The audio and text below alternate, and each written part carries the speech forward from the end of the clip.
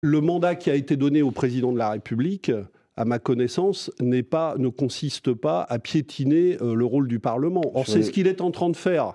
Parce que quand on met bout à bout les ordonnances, ce qui s'est passé hier soir à l'Assemblée, qui fait que la République En Marche trosse toutes les... Et ça ne s'est jamais fait. Toutes les responsabilités de la présidence du Sénat, sans aucune exception, en n'en laissant à aucune force de l'opposition. Sa décision annoncée hier de prononcer un discours avant celui du Premier ministre, en convoquant le Parlement à Versailles, tout ça, c'est les signes d'une dérive très grave, une dérive absolutiste,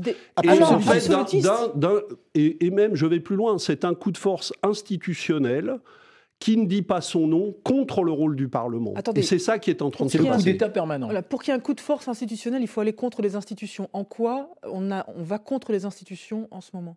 Non, les institutions, malheureusement, dérivent vers ça depuis un moment, puisque, par exemple, la convocation du Parlement par le président de la République est une mesure assez nouvelle, qui date de Nicolas Sarkozy, qu'il avait souhaité dans la réforme. Parlementaires. Et en vérité, on a une dérive continue et aggravée, et visiblement Emmanuel Macron veut la pousser à son terme, de la présidentialisation du régime.